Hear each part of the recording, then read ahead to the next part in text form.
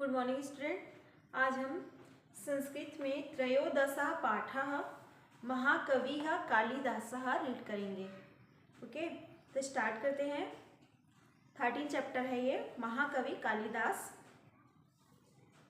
कवि कुल गुरुं कालिदासम अस्मिन् युगे को न जानति। कवि कुल गुरु कालिदास को इस युग में कौन नहीं जानता। विद्वद्भिः विश्वस्य साहित्यकारेषु अस्य गणना कृता। विद्वानों के द्वारा विश्व के साहित्यकारों में ही इनकी गणना की गई है ना। साहित्यकारों में विद्वानों के द्वारा विश्व के साहित्यकारों में इनकी गणना की गई है। बहुवः विद्वांसः उज्जैनियामेव अस्य जन्मभूमिं मन्यन्ते। बहुत से विद्वान उज्जैनी में इनका जन्मभूमि मानते हैं, उज्जैन को। अनेनैव हेतुना तस्य कृतिषु उज्जैन्याः वर्णनं संजातम्। अनेनैव हेतुना है ना, इसका कारण उनकी रचनाओं में उज्जैन का वर्णन हुआ है। किसका कारण? उनकी जो जन्मभूमि है ना, उनका जो जन्मभूमि उज्जैन को मानते हैं। इसका कारण यह है कि उनकी रचनाओं में उज्जैन का वर्णन अधिक हुआ है ना। उक्तम च, और कहा गया है, विक्रमादित्यस्य नवरत्नेषु कालिदासः एकः। विक्रमादित्य के नवरत्नों में कालिदास एक थे। कथ्यते कालिदासः महामूर्खः आसीत्। कहा जाता है कालिदास महामूर्ख थे। राज्ञः शारदानन्दस्य विद्योत्तमा नाम्नी एका विदुषी कन्या आसीत्। राजा शारदानंद के विद्योत्तमा नाम की एक विदुषी कन्या थी। सा सविद्या अति दर्पशीला आसीत्। वह अपनी विद्या के कारण बहुत घमंडी थी। सा प्रतिज्ञावती यत् शास्त्रार्थे यः मां पराजेष्यति तेन सह विवाहं करिष्यामीति। वह प्रतिज्ञावती, वह प्रतिज्ञा की है ना, प्रतिज्ञावत थी कि यत शास्त्रे है ना, शास्त्र में जो मुझे पराजित करेगा, तेन सह विवाहं करिष्यामीति, उसके साथ विवाह है ना, उसके साथ विवाह करूंगी। तां प्रतिज्ञां श्रुत्वा बहवः विद्वांसः आगच्छन् तया सह शास्त्रार्थे सर्वे पराजिताः अभवन्। उस प्रतिज्ञा को सुनकर बहुत से विद्वान आए और शास्त्र में पराजित हो गए विद्योत्तमा से। ठीक है। ईर्ष्यावशात् ते राजकन्याः विवाहं महामूर्खेण सह संपादयितुं विचारयन्। है ना, ईर्ष्या के कारण, ईर्ष्यावत है ना, ईर्ष्या के कारण वे राजकन्या का विवाह महामूर्खेण सह, महामूर्ख के साथ संपन्न करने के लिए विचार किए। कौन? जो विद्योत्तमा से शास्त्र में पराजित हुए थे, वो राजकुमार है ना। तो विद्योत्तमा से महामूर्ख के साथ विद्योत्तमा का विवाह करने का उन्होंने विचार किए। ते मूर्खस्य अन्वेषणार्थम निर्गताः, और वे मूर्ख की खोज में निकल गए। सहसा कस्यचिद् वृक्षस्य शाखायां स्थित्वा तां शाखां कर्तयन्तम् एकं मूर्खम् अपश्यन्। सहसा अचानक कस्यचित्, कोई पेड़ है ना, वृक्षस्य, कोई पेड़ की शाखाया में स्थित, शाखा में बैठकर उसी शाखा को काट रहा था है ना। काटते हुए उसी शाखा को काट रहा था। एकम मूर्खम अपश्यन्, एक मूर्ख को देखा, उन्होंने एक मूर्ख को देखा जो पेड़ की शाखा में बैठकर उसी पेड़ की जिस शाखा में बैठा था उसी को काट रहा था। तस्मात् वृक्षात् अधः अवतीर्य ते औदन् तं भो पुरुषः, उसे पेड़ से नीचे उतार कर वे उससे बोले, हे पुरुष, वयं परम सुंदरिया राजकन्या सह तव विवाहं कर्तुम् इच्छामः, हम परम सुंदरी राजकन्या के साथ तो तुम्हारा विवाह कर्तुम् इच्छामः, कराना चाहते हैं। ठीक है। वयं स्वगुरु रूपेण तव परिचयं दास्यामः परं त्वं किमपि न वक्ष्यसि। ठीक है, हम सब अपने गुरु के रूप में तुम्हारा परिचय देंगे, परंतु तुम कुछ ना कहना, चुप रहना, तुम कुछ नहीं कहना, तुम चुप रहना। वयं ठीक है, वक्ष्यसि, कुछ न कहना। तम मूर्खम नीत्वा विद्वांसः राजकन्याः समीपम आगतवन्तः औदन् च, उस मूर्ख को लेकर विद्वान राजकन्याः समीपम, राजकन्या के पास आए और बोले, एषो अस्माकं गुरुः सकल शास्त्र पारंगतः विद्वान चास्ति परंतु संप्रति मौन व्रतम धारयति। ये हमारे गुरु संपूर्ण शास्त्र में पारंगत और विद्वान है। ये हमारे गुरु हैं, संपूर्ण शास्त्र में पारंगत और विद्वान है, परंतु आजकल ये इन्होंने मौन व्रत धारण किया है। तब राजकन्या विद्योत्तमा एकाम अंगुलिकाम उत्थाय दर्शितवती, यस्यार्थः एको ब्रह्म द्वितीय नास्ति, है ना। तब राजकन्या विद्योत्तमा एक उंगली दिखाकर, है ना, एक उंगली उठाकर दिखाई, जिसका अर्थ है ब्रह्मा एक है, दूसरा नहीं। ताम दृष्ट्वा महामूर्खः कालिदासः व्यचार्यत एषा, है ना, व्यचार्यत।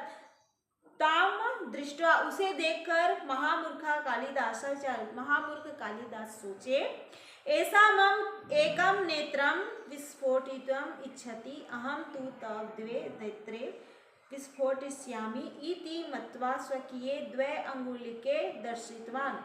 यह मेरा एक नेत्र फोड़ना चाहती है ना, फोड़ना चाहती है। मैं अहम तू तव, मैं तो तुम्हारे दोनों नेत्रों को फोड़ूंगा, ऐसा मत्वा मानकर, स्वकीय द्वय, अपनी दो उंगली, दर्शितवान दिखाए, कालिदास जी ऐसा मानकर अपनी दो उंगली दिखाए। अंते राजकन्या पराजिता, अंत में राजकन्या पराजित संजाता हो गई।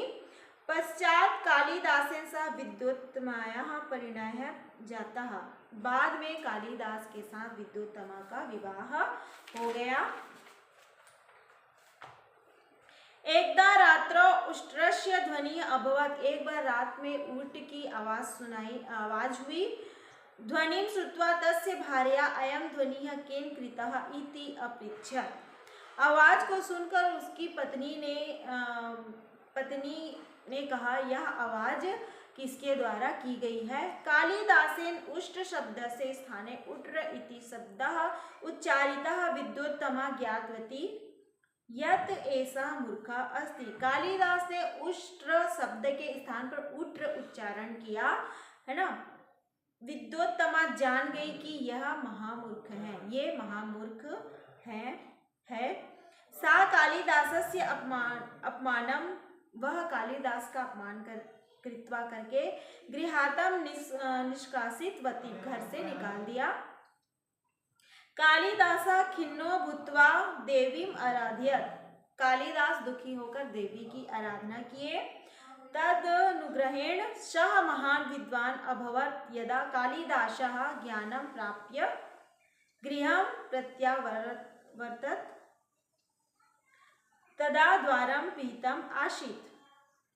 तदनुग्रहेण, उनकी कृपा से, किनकी कृपा से, देवी की कृपा से वे महान विद्वान हो गए। तदा जब कालिदास ज्ञान प्राप्त करके घर आए, है ना, वापिस आए, तब द्वारम पीतम आशित, दरवाजा बंद था।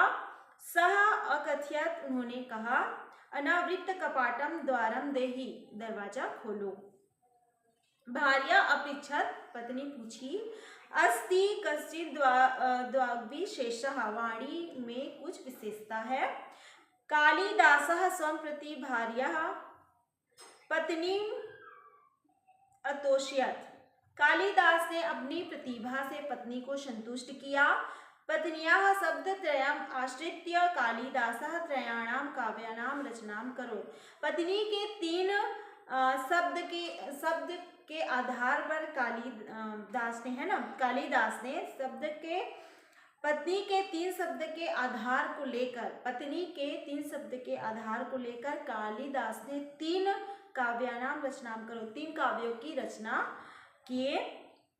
यथा, जैसे, अस्ति, 3 शब्द है ना, वो 3 शब्द कौन कौन से हैं ये है आगे।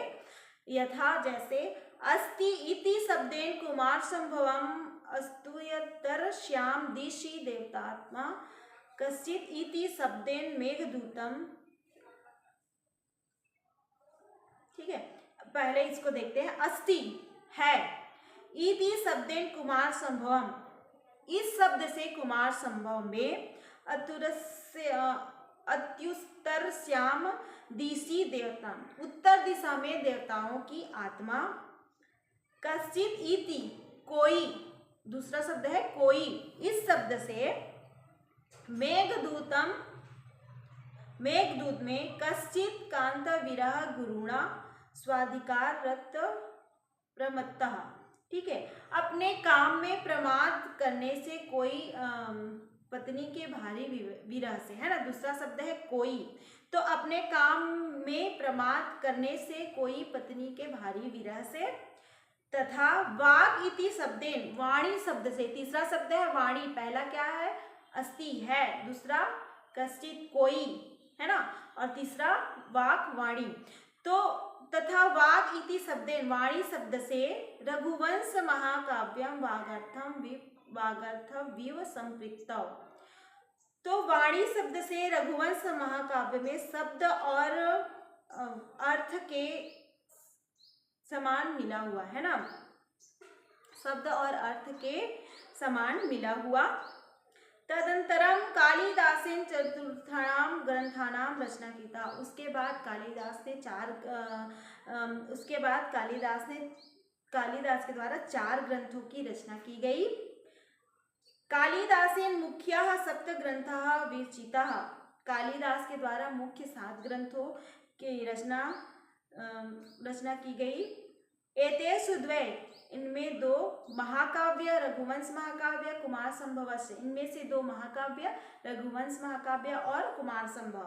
2 खंड काव्य, 2 खंड काव्य, मेघदूतम ऋतुसंहार, मेघदूत और ऋतुसंहार।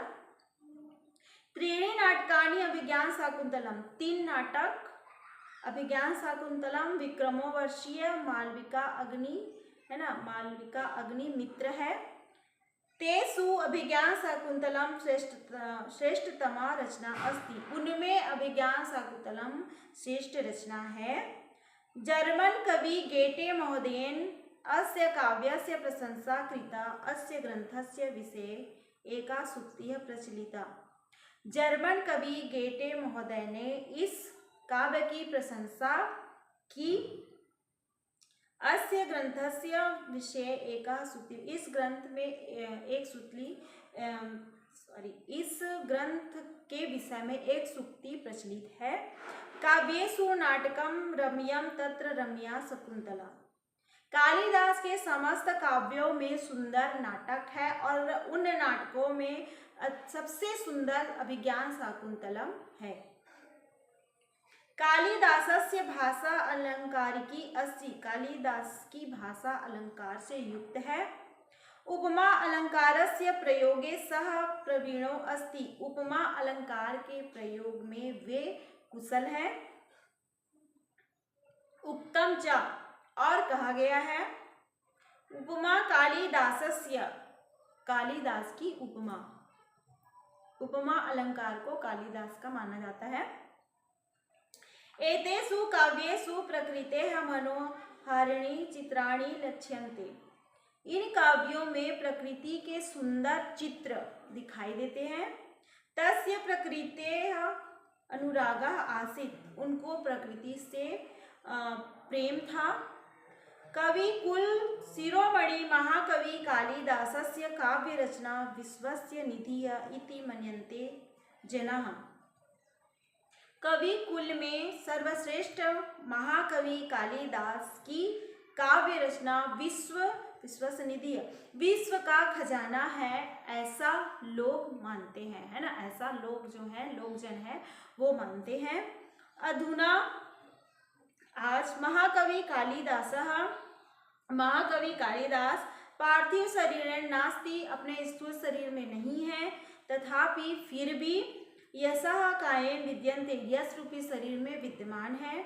विद्वांसः कथयन्ति, विद्वान कहते हैं, जयन्ति ते सुकृतिनो रससिद्धाः कवीश्वराः नास्ति येषां यशः काये जरामरणजं भयम्, जिनके यश रूपी शरीर में बुढ़ापे और मृत्यु से उत्पन्न भय नहीं रहता, है ना, जिनके यश रूपी शरीर में बुढ़ापे और मृत्यु से उत्पन्न भय नहीं रहता, वे अच्छी रचनाओं वाले, ठीक है, यशाम ये सब काये रचनाओं वाले श्रृंगादि नौ रसों में पारंगत श्रेष्ठ कवि जीवित रहते हैं, सदा जीवित रहते हैं।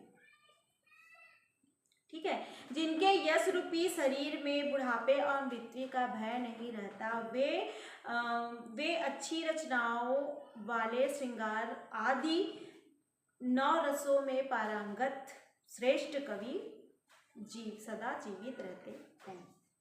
ठीक है, तो ये चैप्टर कंप्लीट हुआ। Thank you.